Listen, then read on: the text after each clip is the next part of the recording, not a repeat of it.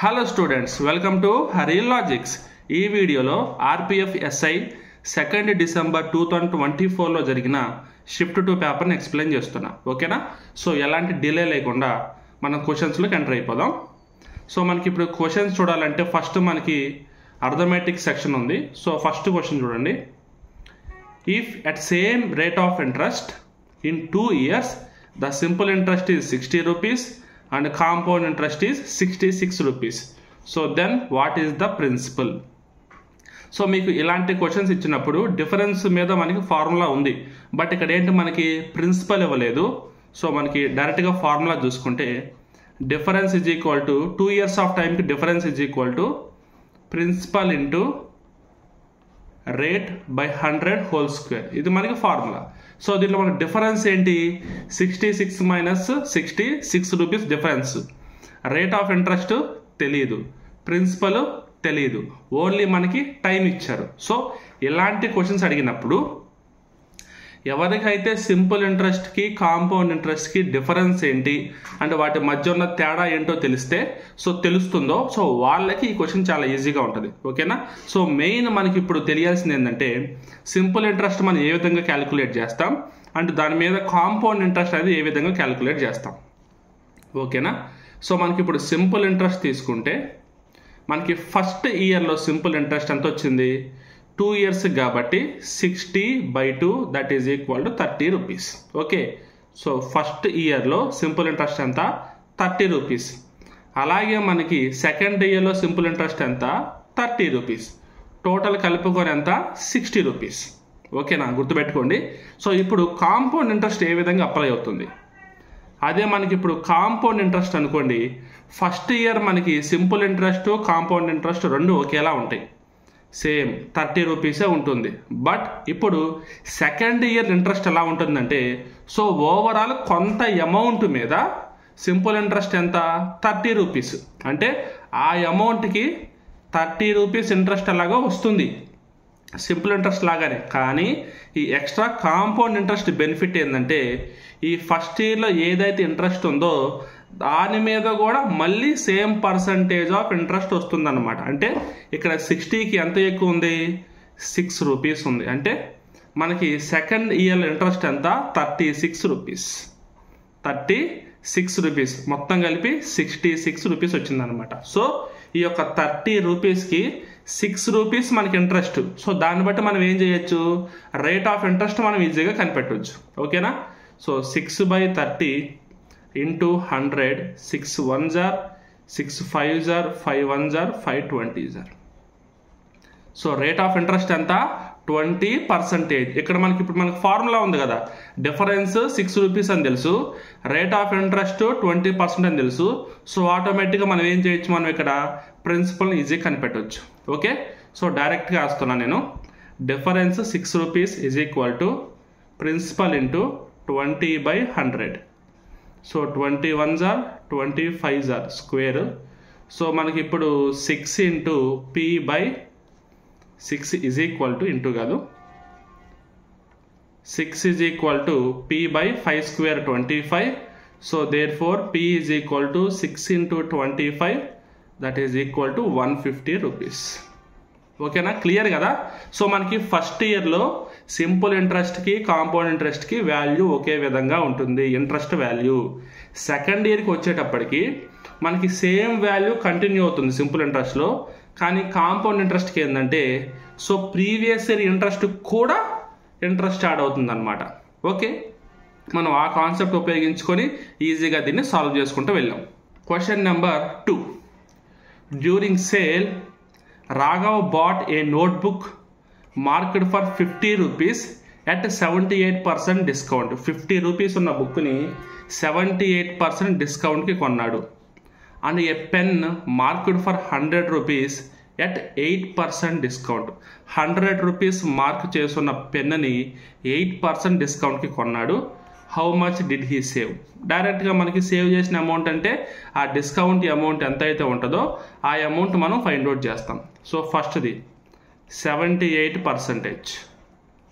51s are 52s are. So 2 1s are 2 3s are 6, 2 9s are 18, 39. తర్వాత 100లో 8% అంటే ఎంత మనకి 8. సో ఓవరాల్గా యాడ్ చేస్తే 47 రూపీస్. ఓకేనా, option 3 is the answer.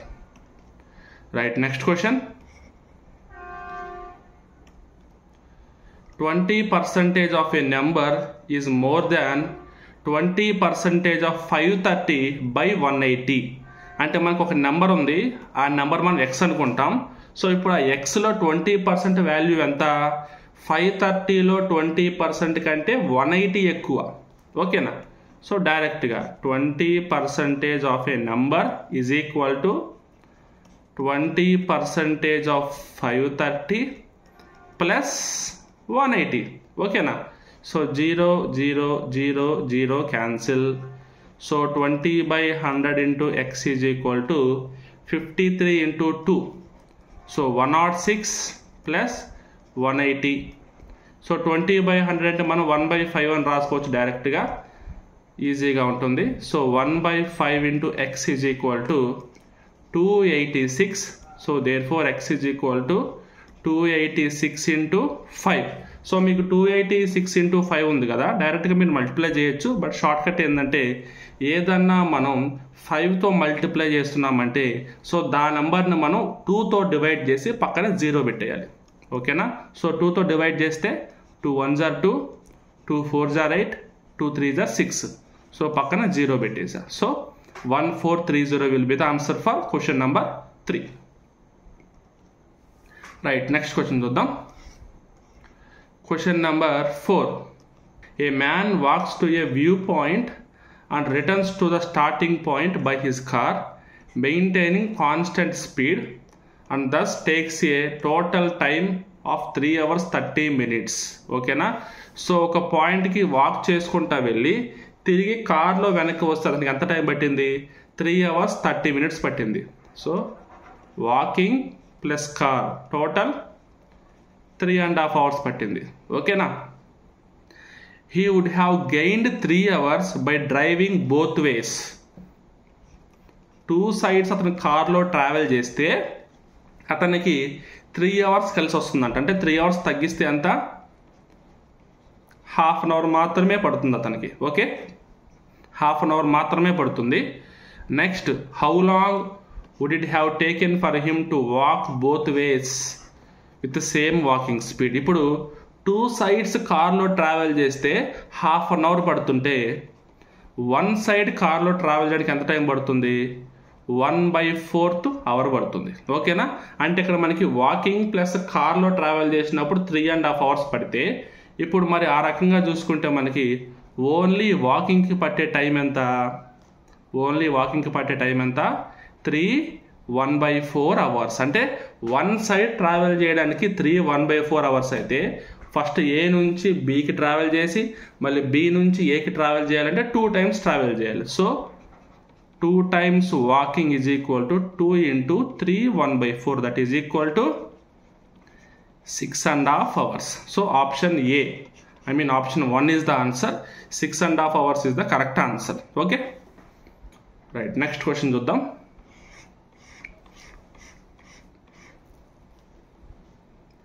Question number 5. The ratio of the heights of a right circular cone and a right cylinder is 4:3. Right circular cone ఒకటి cone, ఇంకొకటి cylinder.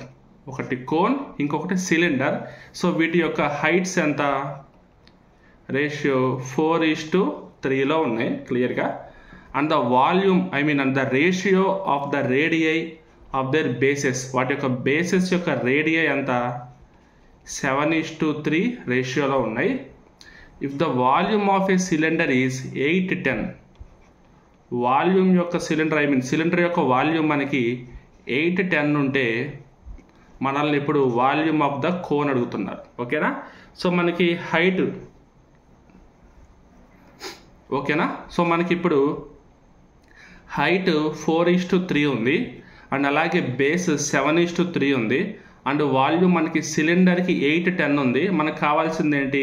కోన్కి కావాలి. సో ఇక్కడ మనకి రేషియో రూపంలో ఇచ్చారు కాబట్టి డైరెక్ట్గా వాటిని నేను వాల్యూస్ కింద తీసుకుంటా. ఫర్ ఎగ్జాంపుల్ ఇప్పుడు దీన్ని 4m, ఇది 3m అనుకుందాం, ఇది 7k, ఇది 3k అనుకుందాం. ఓకేనా? సో ఇప్పుడు మనకి సిలిండర్ వాల్యూమ్ యొక్క ఫార్ములా ఏంటి? Volume of cylinder is equal to pi r square h కదా. సో మనకి ఇప్పుడు పై ఆర్ స్క్వేర్ హెచ్ చూద్దాం. పై ఆర్ స్క్వేర్ హెచ్ తీసుకుంటే పై అలాగే ఉంచుదాం. ఆర్ అంటే ఇక్కడ మనకి రేడియస్ ఇచ్చాడు కదా, బేస్ యొక్క radius 3k whole square, height అంతా 3m, that is equal to 8, 10. Okay, so మనకి ఇప్పుడు కే స్క్వేర్కి ఎంకి మనకు వాల్యూస్ తెలీదు, అందుకని కే స్క్వేర్ ఎం ఇటువైపు ఉంచి మిగతా మొత్తం అటువైపుకి ట్రాన్స్ఫర్ చేసేద్దాం. ఓకేనా? So k square m is equal to 8, 10 by ఇక్కడ 3 square 9 into 3 into pi.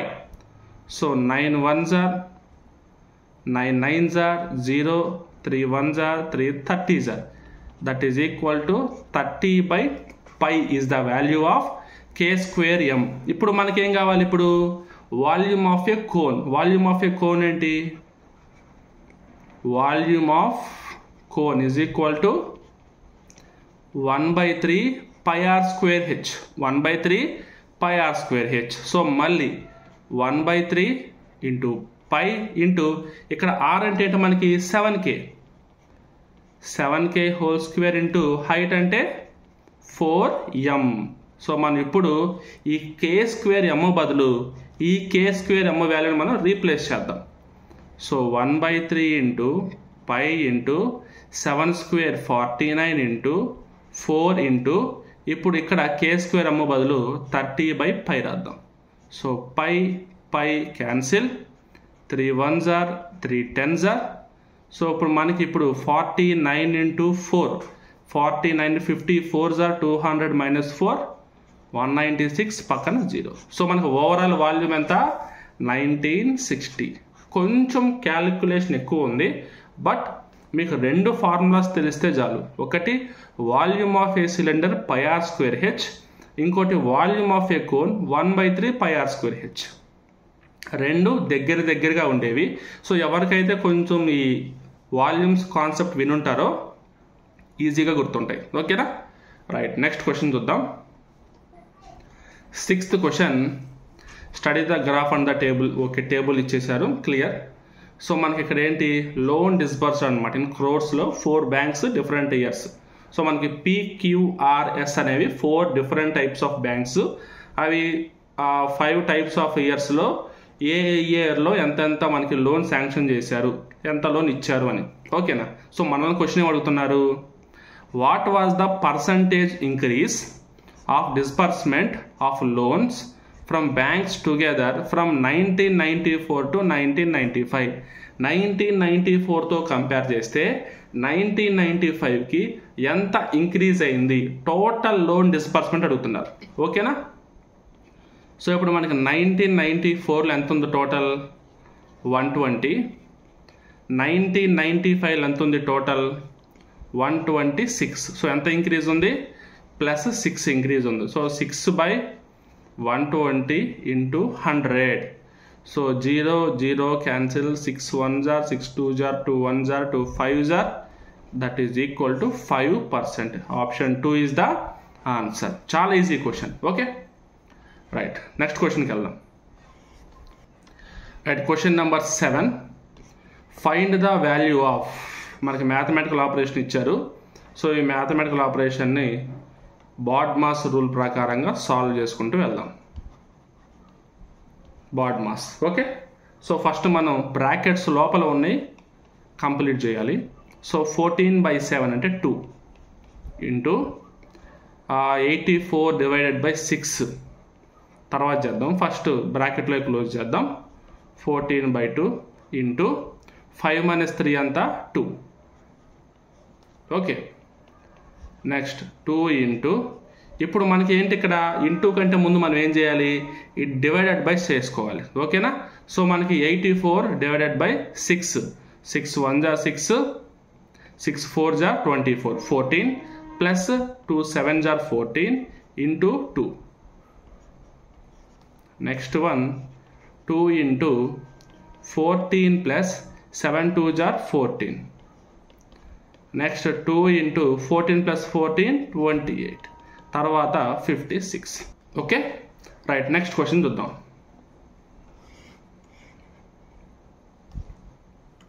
Question number 8. The smallest one digit number to be added to the 6-digit number 348510 so that it is completely divisible by 11. So మనకి ఇప్పుడు 11తో divisible అవ్వాలంటే smallest number ఏంటి? మన దగ్గర ఒక small trick ఉందండి ఇలాంటి question చేయడానికి. ఎవరికైతే 11 డివిజిబిలిటీ రూల్ తెలుస్తుందో వాళ్ళు ఈజీగా చేసేస్తారు. ఒకటి ఆడ్ ప్లేసెస్లో ఉన్న వాటికి కింద లైన్ గీసుకుందాం. ఈవెన్ ప్లేసెస్లో వాటికి మనం ఏం చేద్దామంటే పైన లైన్ గీసుకుందాం. ఓకేనా?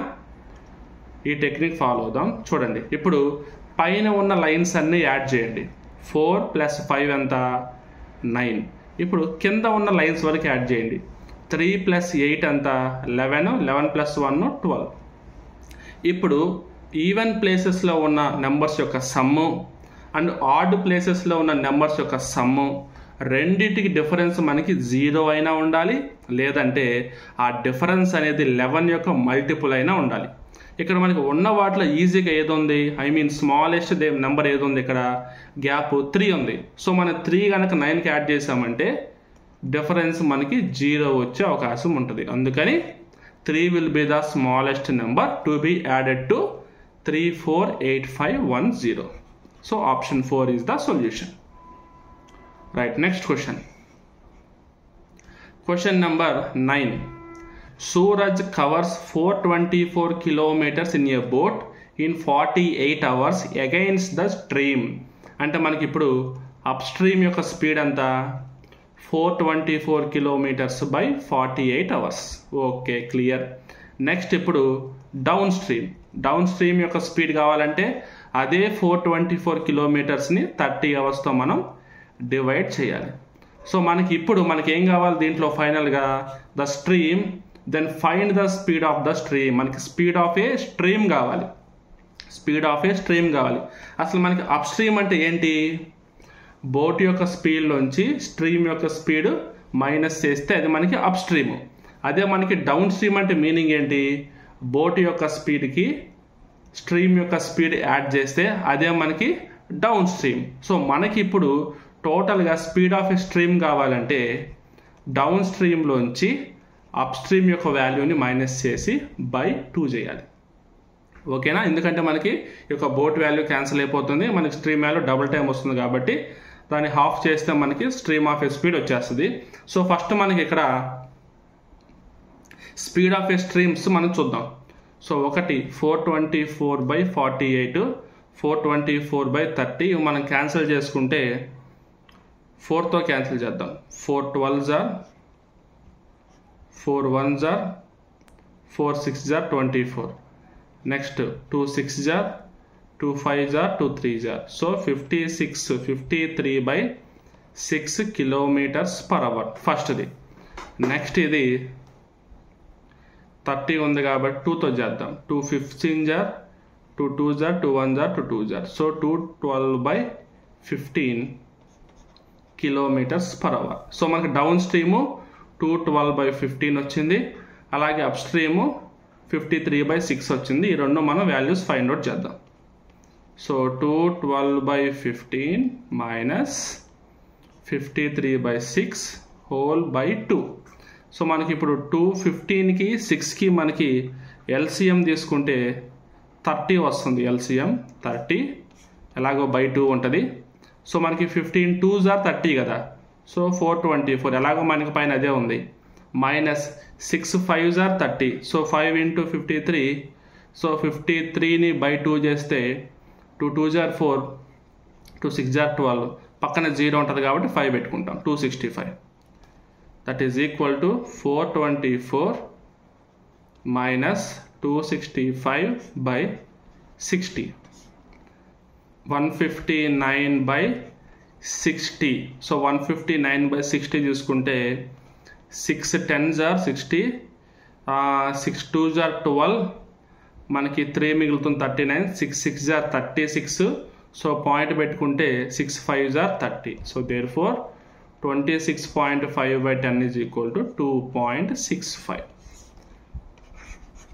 జస్ట్ మనకి ఏంటంటే కొంచెం క్యాలిక్యులేటెడ్ పార్ట్ ఇన్వాల్వ్మెంట్ ఉంది దీంట్లో, కాన్సెప్ట్ అయితే చిన్నదే. ఓకేనా, కొన్ని క్వశ్చన్స్ ఇలా అడుగుతారు, మరి అన్ని క్వశ్చన్స్ ఈజీగా అడగరు, కొన్ని అబోవ్ యావరేజ్ క్వశ్చన్స్ అడుగుతారు ఇలాంటివి. ఓకే రైట్, నెక్స్ట్ క్వశ్చన్ చూద్దాం. Question number 10.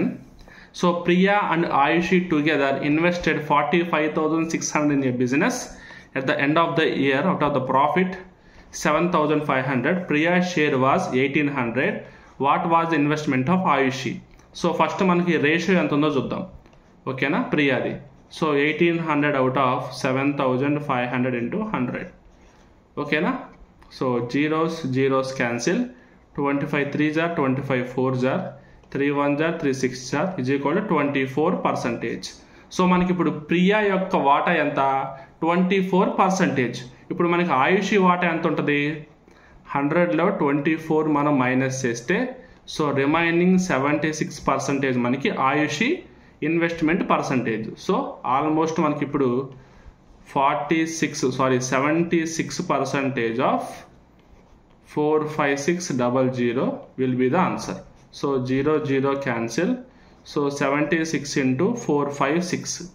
సో ఇక్కడ మనకి 6 ఉంది, 6 6s are అంతా 36, అంటే యూనిట్ ప్లేస్లో మనకి ఏమొస్తుంది, 6 అనే వాల్యూ వస్తుంది.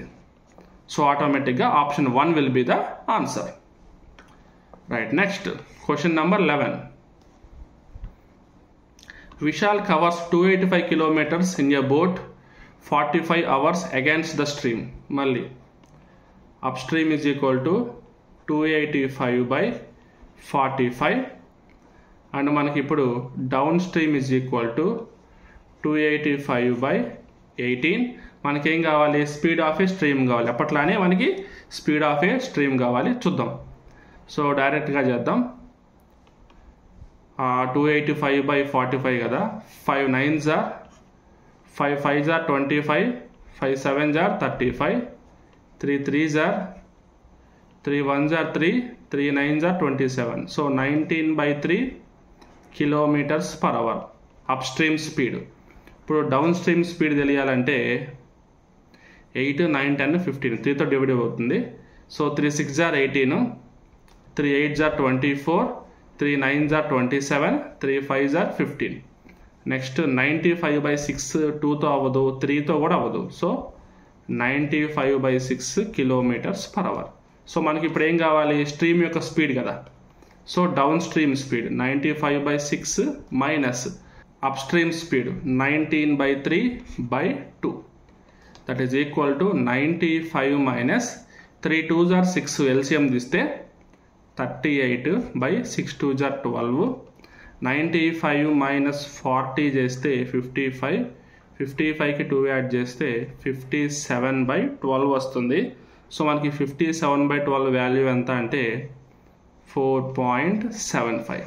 So option 1 will be the answer. Okay, 12 4s are 48, and మనకి ఆల్మోస్ట్ 0.75 వస్తుంది, ఎందుకంటే మనకి అరౌండ్ 12కి తక్కువ వాల్యూ మిగులుతుంది కాబట్టి 48 తీస్తే. క్లియర్. సో ఇప్పుడు మనకి నెక్స్ట్ క్వశ్చన్ చూద్దాం. Question number 12. The average of 8 numbers is 20. The average of 8 numbers is 20. So 8 into 20, that is equal to 160 total. The average of 5 numbers is 12. ఈ 5 numbers యొక్క total ఎంత 60. So the average of the remaining 3 numbers is, so minus చేస్తే remaining 3 numbers total ఎంత 100. So 100/3 is equal to 33.33. So option 1 is the solution. Question number 13. The average weight of 6 boxes is 14 kg. 6 into 14. Next, the weight of the first box is 1/9 of the remaining boxes. Okay, first box యొక్క weight అంతా remaining boxes యొక్క wait కంటే 1/9 ఉంటుందంట. ఓకేనా, sorry 1/5, 1/9 కాదు 1/5. So what will be the weight of the box? So మనకి ఇప్పుడు total weight అంత తీసుకుంటే మనకి 6 × 14 మనకి టోటల్ వెయిట్. దాంట్లో మనకి మిగతా 6 బాక్సెస్ యొక్క వెయిట్ ఎంత అయితే ఉంటుందో ఈ 7th బాక్స్ యొక్క వెయిట్ దాంట్లో 1/5 ఉంటుంది. సో మనకి 6 14 జార్ ఎంత 84.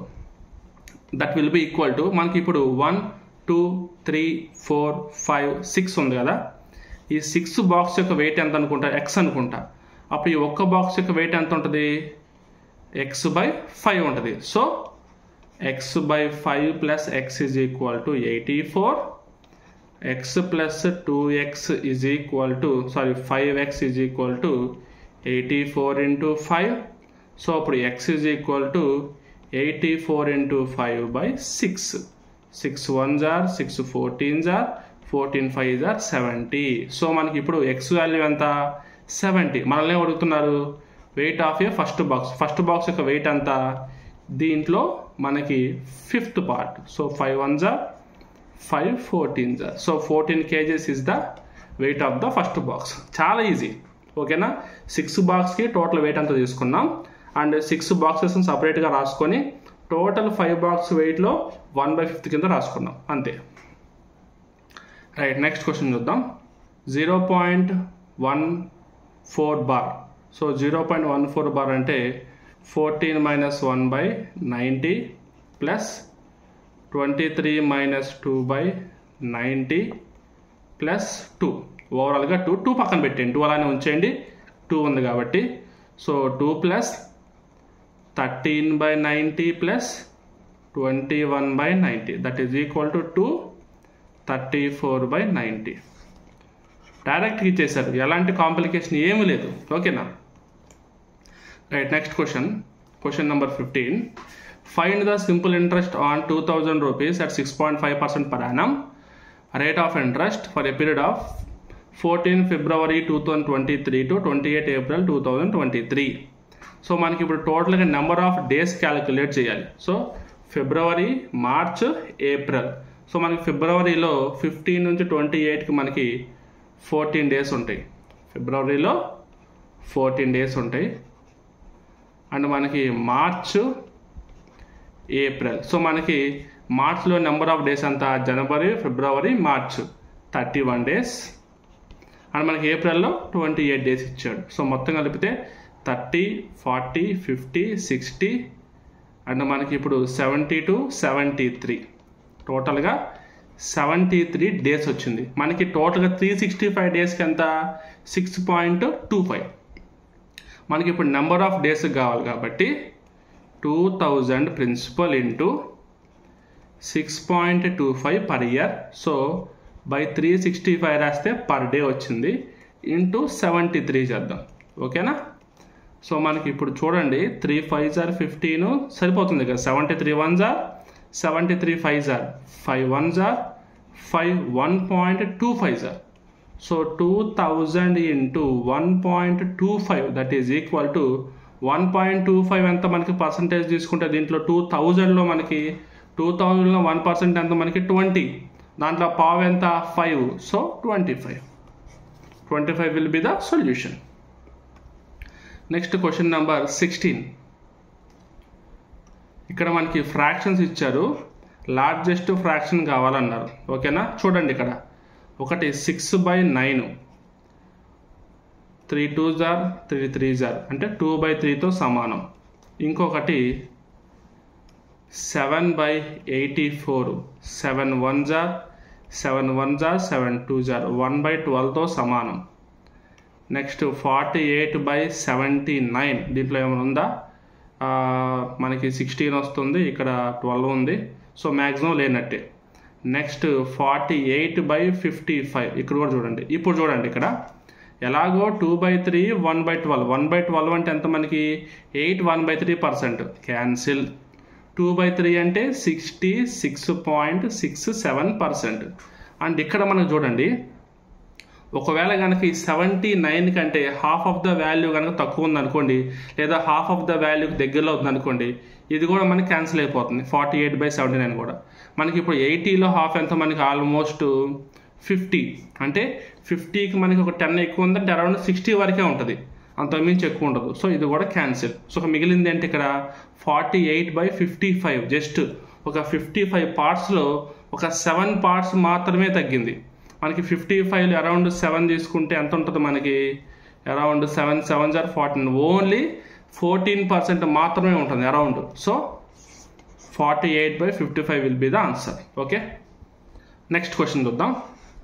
17th one. A person covers certain distance in 7 hours at a speed of 4 kilometers per hour and some distance in 2 hours at a speed of 2 kilometers per hour. Find the average speed of the entire distance covered. Total distance by total time. ఓకేనా? So మనకి 7 hours ఎంత టైంలో ఎంత స్పీడ్లో వెళ్ళాడు, 4 kilometers per hour స్పీడ్లో వెళ్ళాడు. So 7 into 4 28 kilometers.